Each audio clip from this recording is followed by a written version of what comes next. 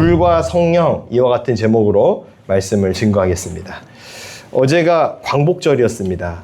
우리 민족의 아주 우리 국가적인 큰 행사죠. 정말 우리가 이 나라와 민족을 위하여 기도해야 할 시점을 지금 뛰어넘어서 이 나라에 존립을 두고 존폐를 두고 기도해야 할 것 같은 그와 같은 위기감에 우리가 놓여 있는 것은 사실이에요. 이것은 억지로 위기감을 조성하거나 없는 말을 지어내서 공포감을 조장하는 일종의 그런 그 색깔론이 아닙니다. 이거는 현실이고 실제적으로 벌어지고 있는 우리의 문제거든요. 안보가 굉장히 위협 속에 있다는 것을 많이들 모르더라고요. 북한은 지금 내려왔어요. 철책선 밑으로 내려와 있고 우리 군은 오히려 군사 경계선을 모호하게 잡고 그리고 경계 근무는 CCTV로 대신한다 그러고 있는 실정입니다. 기도가 필요한 상황이죠. 더군다나 지금 대한민국의 이 큰 행사 아닙니까? 광복절. 두 가지 절기가 같이 있는 거거든요. 8월 15일이라는 것은 민족의 해방을 의미하는 광복의 의미가 있고 또 하나는 건국이기도 합니다. 그래서 건국절이자 광복절인데 이 건국에 대한 이념과 가치관에 대하여 부정하고 그리고 이 대한민국의 정체성을 부인하는 잘못된 이데올로기에 빠져있는 정치 위정자들이 굉장히 많습니다. 심지어 대한민국의 태극기를 거꾸로 걸어요. 우리 PPT 하나 보여주실 텐데 이제 대한민국의 국기가 거꾸로 걸려있는 게 뭔가 도대체 보니까 처음에 김일성이가 그 북한을 시작할 때 원래 처음부터 인공기를 쓴 게 아니고 태극기를 썼어요. 근데 그때 썼던 태극기가 거꾸로 붙여 있는 거더라고요. 자, 그럼 태극기를 거꾸로 걸린 거에 대해서 해명을 해야 되잖아요. 그래서 이때 뭐 뒤에서 보고 위에서 올려다보고 이래서 뒤집혀서 보인 거다. 자, 어떻게 해서 그러면 그렇게 뒤집혀서 보이냐? 다음 PPT를 보여드릴게요. 저 각도에서 보면 뒤집어 보이는 거예요. 목사님 너무 과합니다. 또 충분하게 박찬대 씨가 다 그거 해명했는데 그거 믿어주셔야지. 전 못 믿겠어요. 저는 주님 말씀만 믿을 거예요. 저는 분명 뭐가 문제가 있는 거예요. 이런 시국 가운데 우리가 있다라는 거를 인지하시고 이 나라와 이 민족을 위하여 끊임없이 기도하는 저와 여러분 되시기를 주님의 이름으로 간절히 축복합니다. 더 이야기하면은 이제 험한 말 나올 것 같아서 제가 여기까지만 말씀을 드리고 또 하나 이제 광고 겸 말씀드릴 것은 청년부 수련회가 오늘로부터 1박 2일이 있습니다. 이제 주제가 Kingdom of God, 하나님 나라죠. 하나님 나라. 이 청년부 수련회를 오면 하나님 나라를 맛볼 수 있는 그런 귀한 시간으로 만든 거죠. 자, 여러분, 이 청년부 수련회가 우리 교회가 이제 드디어 처음으로 갖게 되는 수련회이기 때문에 역사적이고 참 유의미한 그런 시간입니다. 그래서 많이들 청년들 격려해 주시기 바라고 또 함께하는 청년들은 기도로서 또 동역하시고 사역자들 말씀에 또 잘 순종해 주셔서 은혜로운 청년부 수련회 될 수 있도록 그렇게 여러분 협조해 주시기를 부탁을 드립니다. 기본적으로 이렇게 수련회를 사모하고 또 나라와 민족을 위하여 기도하는 사람들의 특징이 무엇이냐? 성령의 사람이라는 거예요. 성령의 사람의 특징은 불이 붙어 있습니다. 그러니까 불이 붙은 성령의 사람은 예배하고 기도하고 나라와 민족을 위하여 애쓰고 숙고하고 헌신하는 것이 그 몸에 배어 있다는 거죠. 그런데 오늘날의 우리의 현장과 또 이 대한민국 사회를 보았을 때 또 나아가 이 세계 국제 사회의 청년들의 지표를 보았을 때 대부분의 사람들은 성령과 거리가 멉니다. 성령과 거리가 멀어요. 그리고 잘못된 대중문화에 휩쓸려 살아가고 유행문화에 휩쓸려 살아가고 그저 그렇게 자기 즐거운 거 하면서 살아가고 있는 것이 대부분입니다. 성령의 사람을 말하기 전에도 교회 안에서도 마찬가지예요. 교회에 출석은 하지만 성령의 사람이 되지 않으면 이 기본이 안 돼요. 그러니까 이거는 사실은 예수를 믿냐 안 믿냐의 문제가 아니라 그러니까 사람이라면은 기본적으로 갖춰야 할 덕목 내지는 도덕성조차도 마비가 되어 있는 경우를 많이 봅니다. 제가 몇 가지 잔소리 겸 말씀을 드리는 거는 기본이 되셔야 됩니다. 기본. 그러니까 우리 교회는 기본기를 얘기하는 교회가 기본은 당연한 거고요. 그리고 그 다음에 성령의 불을 받기 위하여 더욱더 말씀의 뜨거움을 위하여 나아가기 위하여 선포하는 건데 뭔가가 이상해요. 그러니까 기본은 빠지고 기본이 없는데 순교를 하겠다. 기본이 없는데 내가 주를 위하여 선교를 가겠다. 말이 안 되는 것들. 기본 첫 번째는 뭐냐? 정신을 차려야 됩니다. 제발 정신을 차려야 돼요. 예? 여러분 이게 무슨 말씀이냐면 우리의 모습, 내 모습을 보고 안 믿는 사람들이 예수를 믿어요. 그러니까 내 가족 중에 내 아내라든가 남편이라든가 이제 막 전도한 사람이 내 친한 가족이에요. 부모님이에요. 내지는 배우자예요. 자녀예요. 그러면 그 자녀는 누구를 보고 예수님을 보는가? 나를 보고 보는 거예요. 그럼 내가 이 자녀에게 예수 그리스도의 그 그리스도인다운 그 품위와 인격과 성품이 드러나야 엄마를 보니까 아빠를 보니까 예수 믿는 사람은 다르다는 걸 내가 알겠어. 나도 예수 한번 믿어볼래. 이게 되는 거거든요. 내 배우자가 내가 신앙생활 하는 모습을 보고 예수님을 봐요. 그런데 내 배우자가 이제 막 예수 믿기 시작해서 어쨌든 교회를 오긴 왔는데 내가 감정이 휘둘린다고 교회 안 와버리고 내가 기분 나쁘다고 짜증내고 믿는 사람이 언어 습관이 완전히 엉망이고 이러면 야 교회 다녀도 별거 없네. 넌 교회 가서 뭐 했니라는 소리가 배우자 입에서 나온다는 거죠. 그러면 이거는 연자맷돌 매야 돼요. 이거는. 이런 상황이 되는 겁니다. 연자맷돌 아시죠? 왜 나를 보고 그 사람이 예수를 믿을 텐데 처음에는 극성이라 그래요. 우리 아내는 왜 이렇게 극성맞게 신앙생활을 해? 주일에만 교회 가면 됐지 뭘 또 주중에 예배 드린다고 간대? 도대체 교회에 뭐 꿀 발라놨나? 이러다가 말씀에 꿀송이가 있나 보다. 예? 교회 가니까 뭐가 다르네. 우리 아내가 교회만 갔다 오면 사근사근하고 친절하고 그냥 말씀에 불이 붙어가지고 교회 나도 가야겠다. 이래야 되는데 그냥 교회만 갔다 오면 짜증을 부리고 내가 지금 교회 청소하냐 힘들어 죽겠는데 설거지도 안 해놨냐 그러고 이러면은 그 남편이 교회를 오겠냐는 거죠. 거꾸로도 마찬가지입니다. 남편이 신앙생활 하면서 신우회도 만들고 기쁨으로 믿음 생활하고 또 말씀으로 불이 붙으면 내 남편이 성령의 불이 붙으니까 예수 믿는 사람이 뭔가 다르구나. 나는 교회 다니기 싫고 안 다녀봤는데 저기에 뭐가 있구나. 나도 예수 믿어봐야겠다. 이런 마음을 동요시켜주고 그런 모델과 샘플이 돼야 될 거 아니에요? 근데 그게 안 되는 거예요. 그러면은 뭐 어떤 문제가 있어요? 편하게 하려고 신앙생활 하는 거죠. 그러니까 주일인데 오늘은 늦었네. 그냥 인터넷으로 그냥 온라인으로 듣지 뭐. 오늘은 가까운데 가지 뭐. 그럼 안 믿는 우리의 주변의 이웃과 친구와 가족들은 그 모습을 보고 예수 믿는 신앙 별 볼 일 없네. 이게 되는 거라고요. 왜 한국 불교가 부흥하지 못했는가? 그들은 초파일에만 가요. 물론 찐 보살들은 안 그래요. 찐 보살 절에서 사는 사람이 있는데 보통의 대부분 종교란의 불자라고 체크한 분들은 제가 볼 때는 석가탄신일 그때만 가거든요. 근데 기독교로 체크해놓고 성탄절에만 교회 오는 사람이 있을까 없을까요? 죄송스러운 얘기도 아니죠. 사실이죠. 그거는 지옥 가요. 그거는 기독교인 아니에요. 내가 종교란에 기독교 체크했다고 기독교인 되는 게 아닙니다. 예수를 믿어야 기독교인이에요. 그러니까 우리는 정신을 바짝 차려야 됩니다. 난 성탄절 절기 때 교회 갔어. 그걸로 천국 문턱 밟을 생각하면 안 됩니다. 그런 신앙은 안 되는 거예요. 그런 신앙으로 살면은 그 영혼이 메말라서 비틀어져요. 자, 두 번째로 인사를 좀 하셔야 됩니다. 인사. 무슨 예절교육, 즉 유학당도 아닌데 이런 말씀을 드리는 것 자체가 부활하신 예수님도 첫 번째로 말씀하신 인사예요. 샬롬. 너희가 평안하냐. 예수님도 인사를 하는데 왜 인사를 안 해요 도대체? 왜? 아니 기본적으로 어른을 보면 인사하는 건 여러분 기본 아닙니까? 왜 소와 닭 보듯 그렇게 보냐고 자꾸. 왜? 그러면 안 되는 거예요 여러분.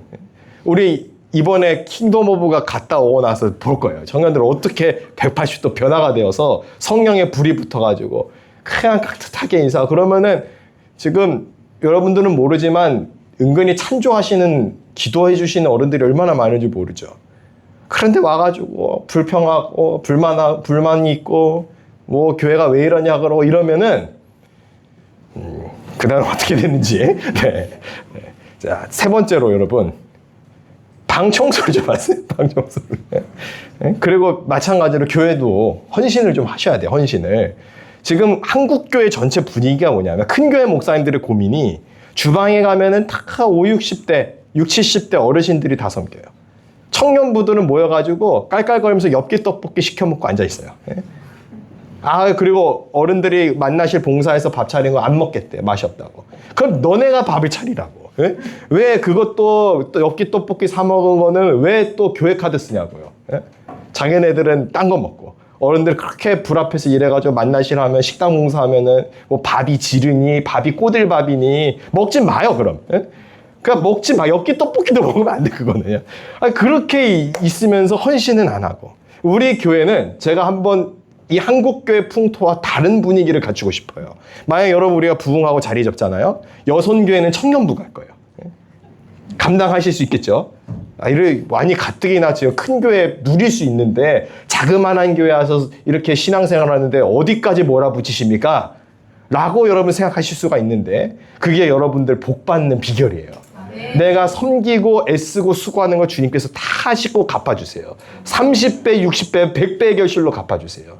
여러분들의 부모님들의 신앙이 여러분들 등에 메고서 전도지 돌리고 그 구역장 예배 드리고 그렇게 해서 성장한 교회들, 그렇게 해서 땀 흘림이 있었던 교회들은 다 부흥했어요. 그거 목사님이 잘해서 아니에요. 성도들의 헌신과 그 열심이 있었기 때문에 그것이 씨앗이 되어서 강력한 교회의 위력의 밑거름이 되었다라는 겁니다. 오늘 저와 여러분의 헌신이 여러분들의 다음 세대를 살릴 수 있는 초석이 되기를 주의 이름으로 간절히 축복합니다. 일하기 싫고 섬기기 싫고 누우려고만 있으면은, 그리고 누워 있으려고만 하면은 그 영이 병듭니다. 영만 병들지 않아요. 육신도 병들어요. 안 움직이면. 우리는 부지런히 움직이고 부지런히 기도하고 부지런히 헌신해서 여러분들의 가정과 일터와 그리고 교회를 아름답게 일궈내는 일에 귀하게 헌신하게 되시기를 간절히 원합니다. 자, 오늘 이제 말씀 전하겠습니다. 할렐루야. 네. 이게 영이 벌써 불을 받은 거예요. 벌써. 저 다음 세대가 얼마나 밝겠습니까? 네. 우리 예강이 좀 잘 지도해 주세요. 네, 저기 안에 있거든요. 교사로 제가 부르려고. 네. 여러분, 성령과 불, 이 공통점이 있습니다. 뜨겁다는 것입니다. 오늘 본문을 보겠습니다. 나는 너희로 회개하기 위하여 물로 세례를 베풀거니와 됐어요. 여기서는 이 물로 세례를 베푼다, 회개하기 위해서 나오니까 이 물 세례는 죄사함의 세례예요. 죄사함의 세례. 그러니까 세례 요한이 베푸는 물 세례는 어떤 세례냐? 죄 씻음에 대한 상징적인 의미를 담고 있는 세례라는 것이죠. 그런데 그 다음에 구절을 보겠습니다. 내 뒤에 오신 이는 나보다 능력이 많으시니. 세례 요한의 능력이 얼마나 강력합니까? 그는 마지막 선지자예요. 주의 말씀을 받아들고 회개하라 천국이 가까이 왔느니라고 선포하는 그 입술에 회개의 메시지가 머물러 있는 강력한 선지자입니다. 근데 그 선지자보다 능력이 많으신 이가 있어요. 나는 그의 신을 들기도 여기서 신이라는 건 신발이에요. 신발을 들기도 감당하지 못하겠노라. 그는 성령과 불로 너희에게 세례를 베푸실 것이요. 자, 여러분, 그러면 이 세례 요한 뒤에 내 뒤에 오시는 이는 누구실까요? 예수 그리스도. 맞습니다. 예수님이에요. 그럼 예수님이 베푸시는 세례는 성령과 불의 세례예요. 자, 그러면 회개의 세례, 물 세례는 죄사함의 세례라면 예수님이 베푸시는 세례는 뭘까요? 이거는 구원의 세례예요. 그러니까 성령과 불로 세례를 받는 사람은 구원받은 사람이라는 겁니다. 거듭난 사람이라는 것이죠. 그래서 이 불세례와는, 물세례와 이 불세례는 근원적으로 능력과 효과가 다릅니다. 예수님께서 베푸시는 세례가 진짜 구원의 능력이 있는 세례라는 거죠. 자, 그러면 여러분, 물로 세례를 받았어요. 입교 과정을 거쳤어요. 근데 물로 세례를 받았는데 천국에 못 갈 수 있느냐? 그럴 수 있다는 거예요.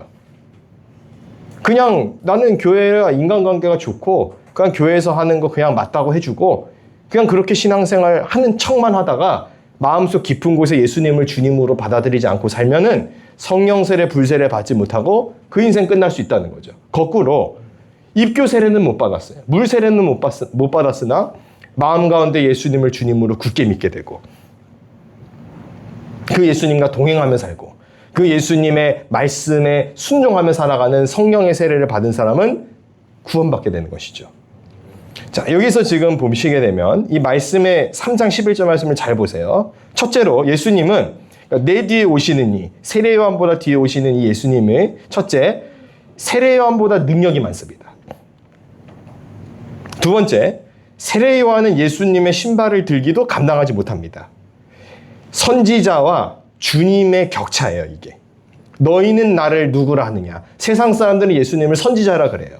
선생이라 그래요. 지금도요, 예수님을 믿지 않는 사람들도 예수님을 4대 성인으로 넣어요.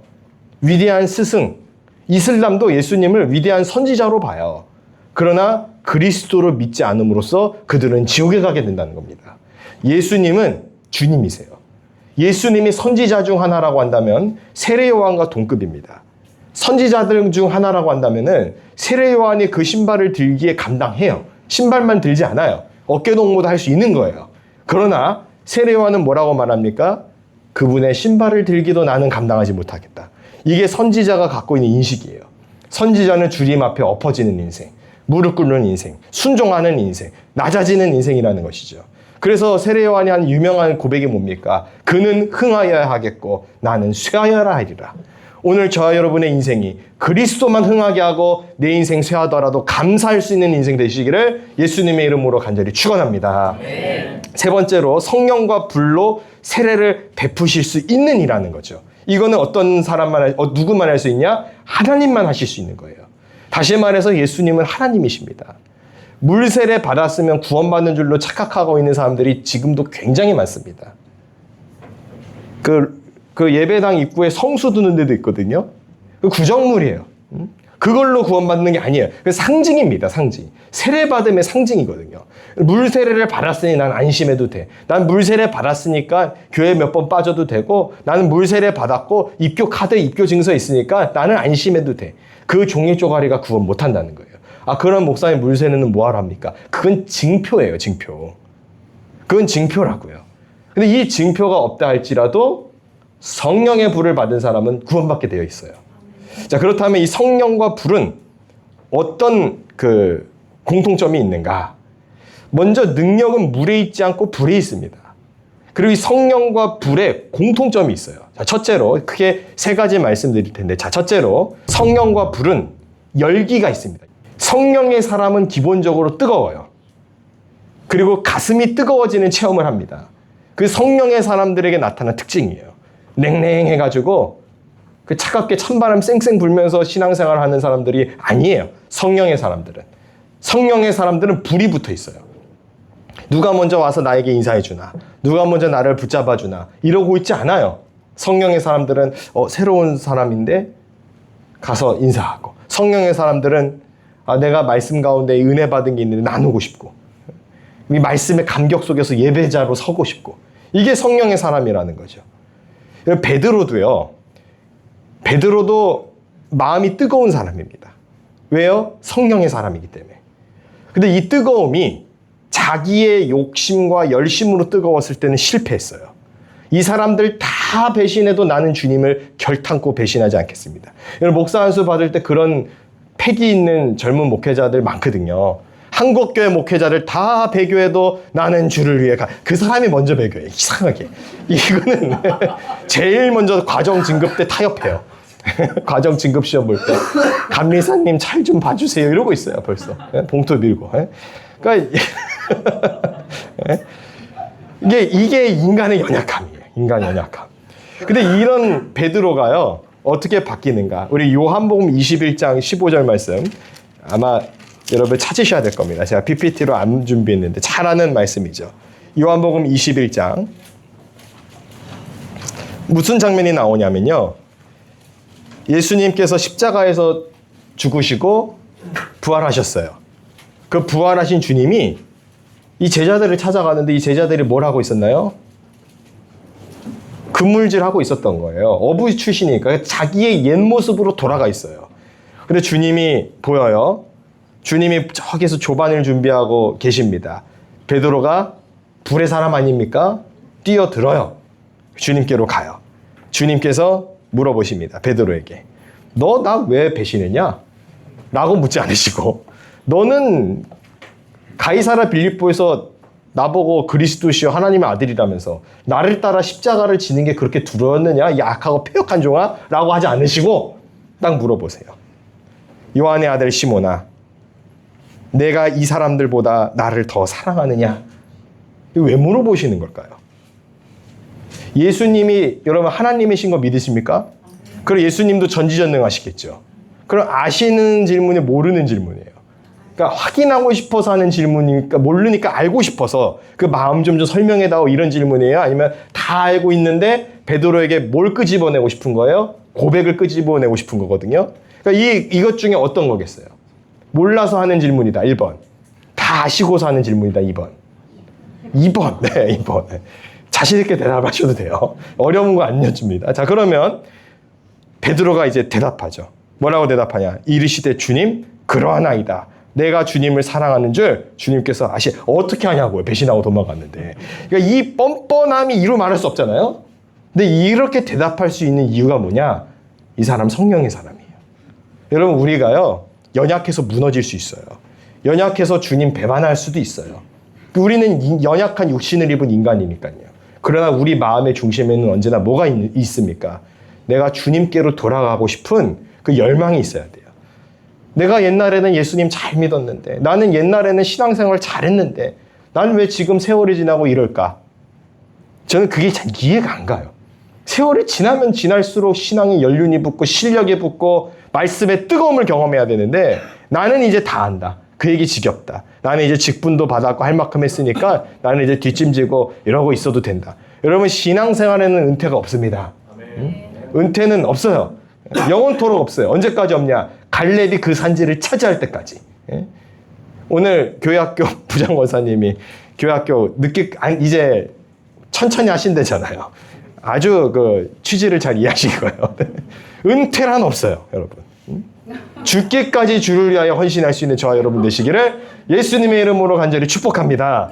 그게 복이에요. 그게 복. 예수님을 믿으면 기본적으로 불타오릅니다. 세월이 많이 지났기 때문에 난 믿음이 식었어. 왜 믿음이 식냐고요. 끓이면 끓일수록, 성령의 불로 끓이면 끓일수록 집에 있는 미역국도 끓이면 끓는데, 왜 우리의 심령은 성령의 불이 붙는데 왜 안 끓어오르냐? 그거는 성령의 불이 붙지 않았다라는 거예요. 성령의 사람은 늘 투혼이 있습니다.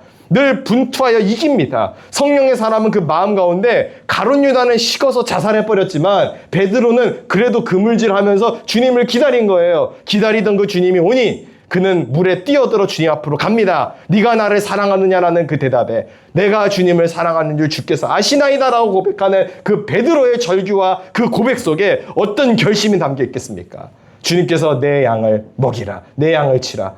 양을 맡기셔요. 그가 위대한 사도로 예루살렘 교회를 일구어내고, 그리고 순교의 인생으로 살아갈 수 있었던 것은 그의 마음의 중심 가운데 성령의 불이 있었기 때문에, 오늘 저와 여러분도 이 베드로가 붙었던 그 불이 여러분들의 인생 가운데, 심령 가운데 불붙게 되시기를 예수님의 이름으로 간절히 축복합니다. 성령의 사람이라고 불리는 D.L. 무디가 있습니다. 여러분 잘 아시죠? D.L. 무디. 탁월한 목사님이에요. 1855년 4월 21일에 원래 이분이 구두점에서 일했거든요. 보스턴의 한 양화점 그 구두방에서 이제 일하고 있는데, 주일학교 교사였던 에드워드 킴볼이 이 무디에게 복음을 전합니다. 아주 따스하고 분명하게 복음을 전해요. 그러자 이 무디 마음 가운데 불이 붙어요. 그는 구두 닦기 인생이고 구두 수성공의 인생이었으나 그 인생 가운데 성령의 불이 붙으니 그 세대가 감당하지 못하는 위대한 주의 종으로 쓰임받게 됩니다. 여러분들의 과거와 출신을 교회는 따지지 않습니다. 뭐만 봅니까? 성령의 불이 붙었느냐 안 붙었느냐. 그것이 우리 인생의 기점이에요. 주님은 베드로에게 너가 나를 배반했었는지 안 배반을 따지지 않아요. 지금 네가 나를 사랑하느냐만 따진다는 거죠. 오늘 저와 여러분의 지금의 시점이 주님을 사랑하는 시점 될 수 있기를 예수님의 이름으로 간절히 축복합니다. 좀 서툴고 부족할 수 있지만 역사적으로 불이 없는 사역자는 단 한 명도 없습니다. 부족한 사역자는 있어요. 미흡하고 연약한 사역자는 있어요. 그러나 불이 없는 사명자는 없었다는 거예요. 사명자는 늘 불타오릅니다. 오늘 저와 여러분도 복음으로 불붙게 되시기를 바랍니다. 아멘. 이 교회를 찍먹하고 탐방하는 문화는 사라져야 돼요. 악하고 폐역한 문화입니다. 왜 교회를 자꾸 탐방을 하고 찍먹을 하고 그러고 돌아다니요? 그러면 안 되는, 여러분 결단하고 신앙생활을 작정하셔야 돼요. 적어도 우리 교회를 왔다가 설사 다른 교회 가더라도 큰 교회 편히 찾아서 가시면 안 돼요. 우리 교회에서 나갈 경우는 딱 두 가지 조건입니다.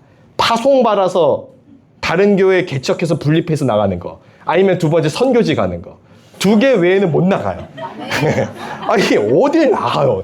아니 교회를 자꾸 이렇게 찍먹하고 여기 갔다가 저기 갔다가 여기 둘러보고 저기 둘러보고 그렇게 인생 두루 떠돌아 다니다가 마귀도 두루 삼킬자를 찾는데 딱 두루 만나는 거예요. 예? 그래가지고 마귀가 딱 붙들고 어디로 끌고 가요? 저 무적행 깊은 곳을 혼자 가면 쓸쓸하니까 그 영혼 붙잡아서 데려가려고 한단 말이에요. 그러면 우리가 어떻게 가야 돼요? 아 나는 뭐 신천지도 한번 갔다 와볼래. 나는 안상홍도 한번 갔다 와볼래. 나는 저기도 한번 가볼래. 여기도 가볼래. 그럼 여러분 영이 썩어요. 저는 제 아들들한테도 부모님들한테도 담대하게 말하고 싶은 거는 은혜되지 않고 성령의 복음이 머무르지 않으면 가족이 목회해도 가야 돼요. 그거는. 거기 있어서 영혼 죽으면 무슨 소용이 있어요. 아니 내 사위가 목회하고 내 장인어른이 목회하고 그래도 의리로 있는 거 아니에요. 여러분 신앙생활은 의리로 하는 거 아닙니다. 아 목사님 불쌍해 보이고 안 돼 보이고 젊은 사람이 애쓰니까 내가 교회 가줘야지. 여러분 그런 생각을 같이 저는 하나도 불쌍하지 않아요. 예? 저는 안 불쌍해요. 자꾸 저를 불쌍하고 긍휼하게 바라보시는데 저는 불쌍하지 않습니다. 저는 불이 있어요. 예? 하나님이 함께 하신 믿음이 있습니다. 여러분 여러분들을 구원할 수 있는 구원의 장소로 가셔야 돼요. 예? 여기저기 두리번거릴 시간이 무두셀라가 아니라고요. 예? 무두셀라도 그렇게는 안 살아요. 예? 한 1000년 사시면 1, 2년 그럴 수 있겠는데 우리 기껏 살아봐야 길게 살아봐야 100년인데 그 소중한 시간을 왜 하나님을 찬양하고 경배하는 일에 쓰지 않고 왜 엉뚱하게 쓰냐는 거죠. 오늘 저와 여러분의 인생이 이 복음으로 불이 붙어서 이 아쿠아족에게 복음을 전했던 그 짐 엘리엇처럼 그 23살에 죽었어요. 짐 엘리엇이. 영원한 것을 위해서 영원하지 않은 것을 버리는 것은 어리석은 일이 아니다. 그의 성경책 앞에 그 굵기를 써놓고 그는 아우카족에 복음 전하러 갔어요. 들어가자마자 죽었어요. 사람들은 비웃죠. 개죽음이 당했다. 저게 무슨 선교냐. 그러나 그의 죽음 이후에 아우카족에게 복음이 들어가서 그들이 예수 믿고 구원받는 역사가 일어났다라는 거예요. 그 가운데 선교사도 생기고 목회자도 생기고 신학교도 생기고 교회도 생겼어요. 그 한 사람의 죽음으로 말미암아 영원한 것을 위하여 영원하지 않는 것을 버릴 수 있는 그 믿음, 그 성령에 불붙은 사람의 그 심장, 그 심장에서 쏟아지는 그 피로 말미암아 한 부족과 한 민족이 구원받게 되었다는 겁니다. 오늘 이 나라의 민족도 마찬가지입니다. 누군가는 피 끓는 심정으로 기도했어요. 대한민국의 건국의 순간에 누군가는 기도했어요. 주님, 이 나라를 주님 앞에 바칩니다. 누군가는 기도했어요. 건국 대통령 이승만은 기도했어요. 한성 감옥에서 아펜젤로 선교사님이 주신 그 성경을 읽고 그의 마음 가운데 불이 들어왔어요. 그리고 이 민족, 이 나라 예수 믿는 나라 만들어야 된다. 하나님 섬기는 나라 만들어야 된다. 그래야 이 나라 이 민족 산다. 자유민주주의의 체제로 가야 된다. 공산주의 유물로는 절대로 이 민족을 구원할 수 없다. 그에게 그와 같은 확신이 생겼어요. 그래서 우리는 그 혜택을 지금 누리고 있습니다. 그러나 그 혜택을 앗아가려는 사단의 영들이 이 땅 곳곳에 불이들이 일어나고 있습니다. 거꾸로 된 인생들이죠. 영원하지 않은 것을 위하여 영원한 것을 버리는 불쌍한 영혼들.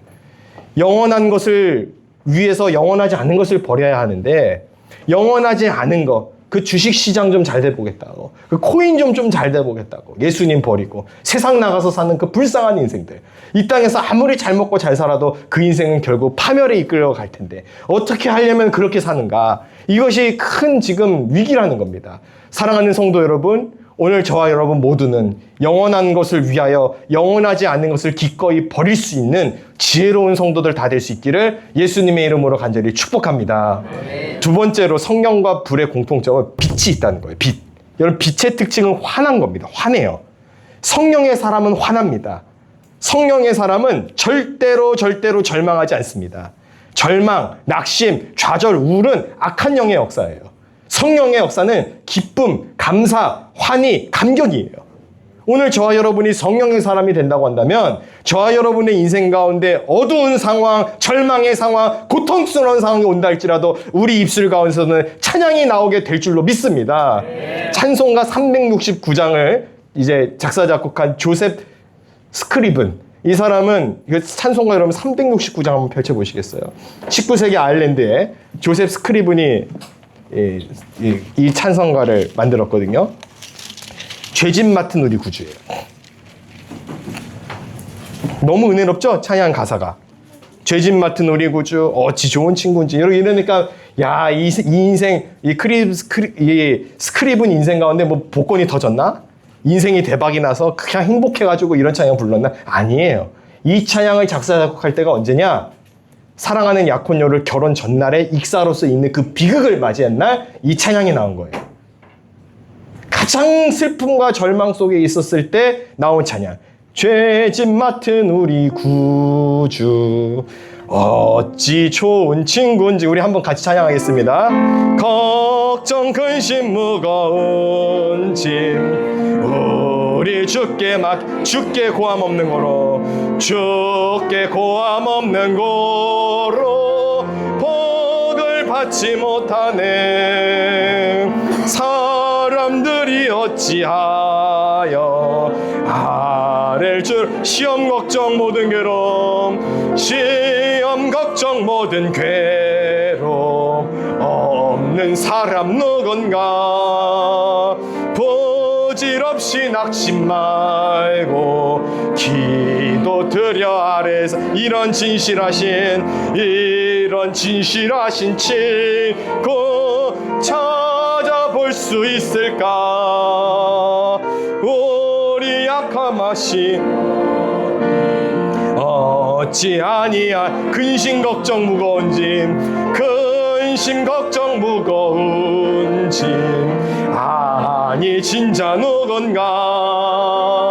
피난처는 우리 예수 주께 기도드리. 세상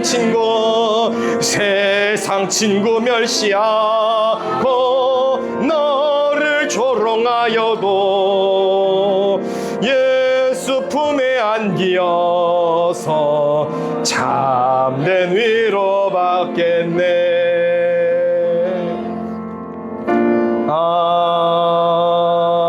아멘. 할렐루야. 아멘. 슬픔에 잠겨 있을 때 그는 절망 중에서 이와 같은 찬양을 썼어요. 죄짐 맡은 우리 구주 어찌 좋은 친구인지.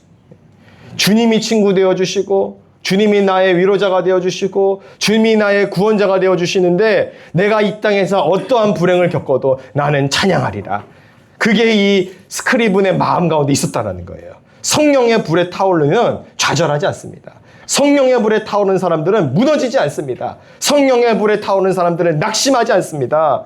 사랑하는 성도 여러분, 절망과 좌절의 현실을 딛고 일어나서 어둠의 시대를 밝히 비추는 성령의 사람들 될 수 있기를 예수님의 이름으로 간절히 축복합니다. 네. 다니엘과 세 친구는 절망하지 않았어요. 앞에 풀문불이 타오르며 보통은 왕 앞에 절을 안 하더라도 울 것 같아요.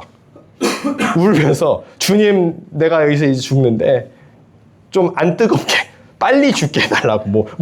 나는 어쨌든 왕 앞에. 근데 그 눈물이었다는 얘기 있어요, 없어요, 성경에? 없어요. 눈물은 무슨 눈물이에요. 꼿꼿이 보면서 왕이시여, 내가 왕 앞에 절할 일 없습니다. 내가 저 불에 들어가면 주님께서 살려주실 겁니다. 그리 아니하실지라도 나는 왕 앞에 절 안 합니다. 그런 인생이 바로 성령에 불타는 인생이에요. 비록 눈앞에 풀문불이 타오르겠지만 사드랑 메삭 아벳노고의 10년 가운데 있는 성령의 불이 더 뜨거운 거예요. 그 성령의 불이 그 풀문불을 잠재워내고 그들은 머리카락 한 올도 그을리지 않고 걸어 나왔다라는 거예요. 여러분, 이 사실을 믿으시기 바랍니다. 네. 요셉은 절망하지 않았어요. 나는 애굽에 팔려왔어. 나는 왜 형들이 날 배신했을까? 나는 왜 이렇게 주인집에서 또 이렇게 누명을 써가지고 이런 억울한 누명으로 내가 어떻게 살아가는가? 그러지 않았어요. 그는 그 속에서도 형통함을 누렸어요. 그는 그 속에서도 최선을 다했어요. 그러니 요셉 인생이 그 대제국 애굽의 총리가 되는 인생이 되었다라는 겁니다. 누가 그렇게 만들어 주십니까? 하나님께서 그렇게 해주시는 거예요. 형통한 인생은 성령 받은 인생이에요. 아무리 괴롭고 힘들고 좌절스러운 상황이 있다 할지라도 저와 여러분의 인생을 주께서 형통하게 만들어 주실 줄로 믿으시기 바랍니다. 바울이 약할 때 강함 되시는 주님을 알았어요. 내가 약한 이 질병이 있고 억울함이 있고 그리고 육체의 한계가 있는데 기도했더니 약할 때 강함 되시는 그 주님을 발견하게 됩니다. 내 은혜가 내게 족하도다. 그러자 바울은 성령의 불이 붙어요. 그는 빌립보 감옥 안에서도 찬양을 부름으로 말미암아 그 옥문을 부수고 그리고 그 영혼을 구원해내고 교회를 세우는 일에 쓰임받게 되었다라는 겁니다. 그가 그럴 수 있었던 이유는 그의 심령 가운데 성령의 불이 붙었기 때문에. 에스더는 절망하지 않았어요. 민족이 죽기 전에 그 직전의 상황에 죽으면 죽으리라. 그와 같은 결단을 갖고 왕 앞에 나아갑니다. 그래서 그 에스더의 결단으로 말미암아 이스라엘 민족이 구원받고 불임절의 역사를 경험하게 돼요. 이게 어떻게 가능했는가? 모르드게와 에스더가 성령의 불이 붙었던 사람이었기 때문에. 학개 선지자는 좌절할 만해요. 백성들이 이제 성전 건축 좀 하고 이제 좀 신앙을 다잡아야 될 텐데 다 자기 집 짓기 바빠요.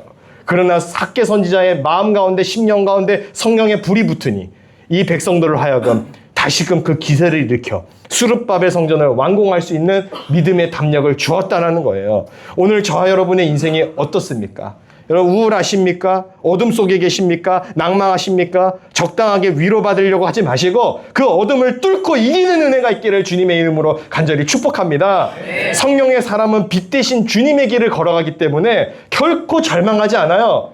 결코 절망하지 않아요. 절망스러운 상황이 와서 좌절하고 눈물 흘리고 낙심할 수는 있으나 그 가운데 오래 있지 않습니다. 왜요? 빛 가운데로 가는 사람이기 때문에. 주님이 우리가 가시는 길에 동행하시는데 빛 가운데 가는 사람이 왜 우울해요? 빛 가운데로 가는 사람이 왜 절망합니까? 빛 대신 주님을 믿는데 왜 불안해요? 우리 가운데 그런 우울과 불안과 어둠의 영은 떠나가는 역사가 있게 되시기를 예수님의 이름으로 간절히 축원합니다. 킹덤 오브 갓. 천국은요 우울한 사람들이 가는 곳이 아니에요. 천국은 마음의 구원의 감격과 확신으로 충만한 사람들이 가는 거예요. 여러분 이 땅에서 살면서 눌림과 어둠의 세력이 앞에 여러분 절대 굴복하지 마시기 바랍니다. 기도하면 이길 수 있어요. 찬양하면 이길 수 있어요. 예배 드리면 이길 수 있어요. 다른 사람이 나를 어떻게 평가하나, 저 사람이 나를 어떻게 바라볼까, 그게 왜 중요해요? 주님이 나를 어떻게 볼까가 중요하죠. 주님이 내 인생이 복된 인생이라고 해주시고 내 인생이 가치 있는 인생이라고 말하면 그걸로 된 거 아니에요? 목사한테 인정받기 원하는 것도 웃겨요. 어떻게 다 해요? 그럴 수 없어. 아무리 헌신하고 애써도요, 하늘 상급이에요. 뭐 공로패 만들어서 이 땅에서 다 공로패 받고, 다 축복받고, 다 박수 받으면 하늘 가서 상급 없어요. 여러분, 예수님 옆에 있었던 그 강도랑 같은 곳에 있고 싶으세요? 천국엔 부러우세요? 저 안 부러워. 그게 왜 부러워요? 부러운 건 바울이 부럽고 스테반이 부러워야죠. 우리는 간신히 구원만 받으면 된다라는 신앙에서 벗어나 이제는 더 나아가 하늘의 상급을 쌓기를 소망하는 거룩한 인생 되시기를 간절히 바랍니다. 마지막 세 번째로 성령과 불의 특징은 정화시킨다는 거예요. 불에 타면 어떻게 되냐? 재가 돼요. 불은 세균을 죽입니다. 가열하면 세균이 없어져요. 불에 가열해서 먹으면요, 웬만한 병균은 죽어요. 그러니까 물을 깨끗하게 먹으려면 물을 가열해서 먹으면, 물을 끓여 먹으면 그래도 조금 낫단 말이에요. 그러니까 이 가열하고 불의 역할은 뭐냐면 세균의 세포를 죽이고 이 어둠의 영을 죽이는 거예요. 이 성령의 불도. 그러니까 성령으로 가열되면 어떤 현상이 나타나는가? 죄가 죽습니다. 성령으로 가열되면. 그리고 성령의 불이 붙으면 죄가 죽는 것 정도가 아니라 이 바이러스 죄악 세포를 보면 열불이 나요. 저거 잘못된 건데. 그러니까 성령의 사람은 분노하는 사람이에요. 다윗이 골리앗을 보고 전략을 세우지 않았어요. 이런 각도에서 쟤를 때려야 될 텐데, 이렇게 군사들이 한번 이 시점에 함성 한번 질러줘야지 내가 이렇게 될 텐데, 이런 전략 안 세웠어요. 그는 무작정 나가요. 왜 무작정 나가냐? 그의 마음 가운데 불이 붙은 거예요. 그가 골리앗을 보고 분노한 거니 왜 그랬냐? 그가 성령의 사람이었기 때문에 그래요. 사람들은 골리앗이 만군의 여호와의 이름을 멸시하고 무시해도 골리앗이 무서운 거예요. 눈앞에 있는 골리앗을 본 거예요. 눈앞에 있는 블레셋 군대를 본 거예요.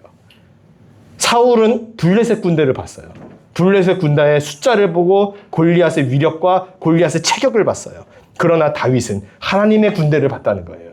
그는 만군의 여호와의 이름이 모욕당하는 게 싫은 거예요. 왜요? 내가 섬기는 나의 주 나의 하나님이니까. 내 하나님을 왜 모욕하냐는 거예요. 골리앗이 모욕해요? 근데 내가 잽이 안 될 것 같아. 잽이 안 될 것 같아도 어떻게 주의 이름을 모욕하냐? 내가 쟤랑 맞짱 뜨겠다. 이게 다윗의 심령 가운데 있었던 거예요. 하나님의 마음에 합하다는 게 바로 이런 거라는 거예요. 주님께서 죄악이 여기고 가증이 여기는 것에 대하여 왜 적당하게 넘어가려 하냐는 거죠. 왜 이렇게 타협하냐는 거죠. 이래서는 안 된다라는 겁니다. 정말 한국교회가 우리 성도들이 성령의 불이 붙으면 죄악을 보면 분노할 수 있어야 됩니다.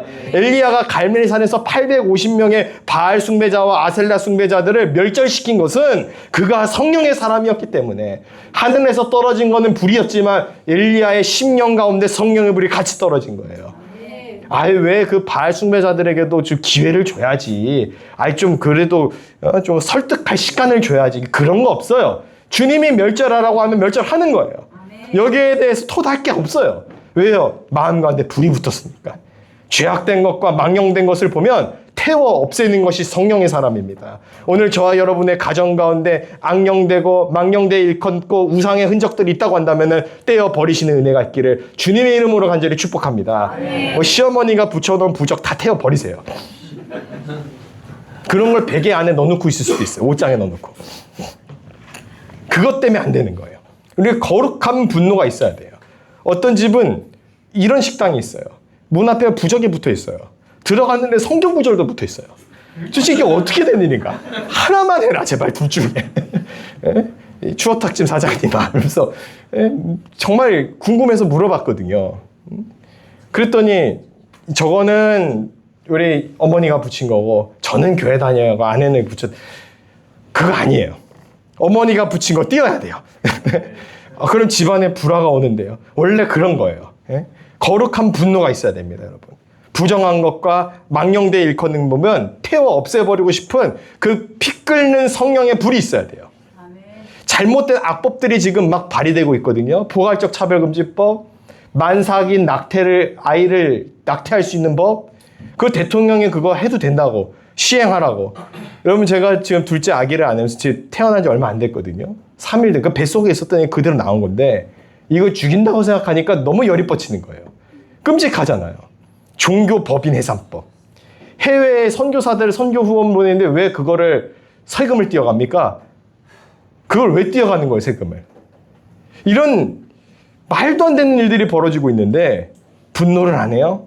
기도로 세워진 이 대한민국이 무너져 가고 태극기 하나도 똑바로 못 달고 거꾸로 달고 있는데 여기에 분노가 없어요?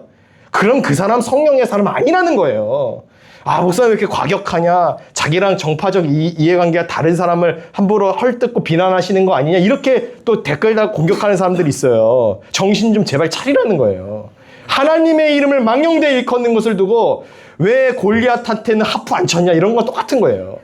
골리앗도 하프 좀 쳐주고 좀 위로 좀 하지. 왜 골리앗한테 물맷돌 던졌냐고 따지는 거예요. 여러분, 골리앗은 물맷돌 던져야 되는 거예요. 물맷돌만 던진 게 아니에요. 골리앗이 차고 있었던 그 칼을 뽑아가지고 그 목을 짜 썰어요, 다윗이. 그거를 왜 그렇게까지 하냐고요. 아, 왜 그렇게까지 하냐. 죽었는데 이미. 이런 사람도 있어요. 왜 그렇게까지 하냐. 그가 여호와의 이름을 망령되이 일컬었기 때문에. 여러분, 우리가 예수 믿는 믿음을 적당하게 믿으면 안 된다는 거예요. 예수를 믿기로 작정했으면 예수님의 이름에 모욕당하는 것에 대하여 그냥 넘어가면 안 되는 겁니다. 예수 이름과 교회의 이름이 교회가 공격받는 것에 대하여 그럴 수도 있지. 뭐 교회가 잘못했지. 그게 굉장히 신사적일 것 같거든요. 이런 거를 보고 분노하지도 않고 세련되게 중립적으로 말하는 사람들이 있어요. 그런 사람은 신사는 맞아요. 참 세련되고 점잖은 사람인 건 맞아요. 그러나 성령의 사람은 아니에요. 성령의 불이 없는 사람이에요. 감리교 신학대학교에 퀴어 도서들이 있어서 이런 퀴어 신학이 뭡니까? 예수님을 트랜스젠더 게이라고 소개하는 게 퀴어 신학이거든요. 그리고 거기에 대해서 분노가 일어야 돼요. 목사면. 성도면. 근데 제가 그거에 대해서 밝힌 것에 대하여 모교의 잘못을 덮어줘야지 뭐 이렇게 들춰내서 자꾸 공격하시려고 합니까? 라고 감리교 목사가 달아요. 도대체 이게 정신이 있는 거예요, 없는 거예요? 이게 말이 안 되는 일이잖아요. 그래서 그 목사한테, 그 선배 목사한테 가짜짓도 안 되니까 대꾸도 안 하고 있는데, 뭐, 우리 전도사님들이 댓글을 했어요. 정신 나갔냐고, 돌았냐고, 뭐 이런 식의 댓글이에요, 보니까. 그랬더니 다른 또 감리교 목사가 와가지고 왜 선배한테 함부로 그렇게 해요? 선배가 어딨어요, 선배가. 예수 안 믿고 하나님 대적하고 예수님을 퀴어라고 만드는데 무슨 선배예요, 그게. 악한 영이죠. 악한 영은 마귀는 대적하는 거예요. 많이 눌려 계세요. 왜 그러세요? 그러니까 이런 것을 보고도 분노하지 않는 사람은 저는 성령의 사람이 아니라는 겁니다. 신사는 될 수 있고 중도적이고 젠틀한 사람은 될 수 있지만 그 사람은 그리스도인 아니에요. 이 땅에서 상급 다 받아서 주님 앞에 가서 받을 상급이 없어요. 응? 그렇다면 왜 우리 중에 아직도 성령의 불이 붙지 않는 사람들이 있는가? 왜 아직도 이런 악이 창궐하는 이 시대에 평온하게 살고 있는가? 그 왜 불이 안 떨어지는가? 미숙해서 그래요. 제대로 안 믿어서 그런 거예요. 주님이 안 주세요. 불은 화상의 위험이 있습니다. 그러나 잘 다루는 사람 손에 있으면 유익하죠. 그게 불이에요.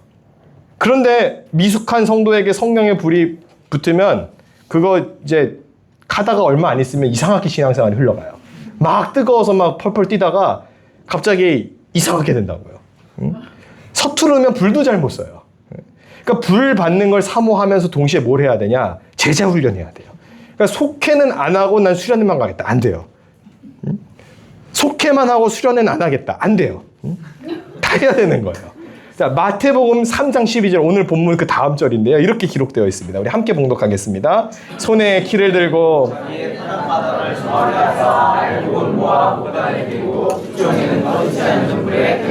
아멘, 아멘. 하나님의 불은 두 가지입니다. 하나는 성령의 불, 다른 하나는 지옥불.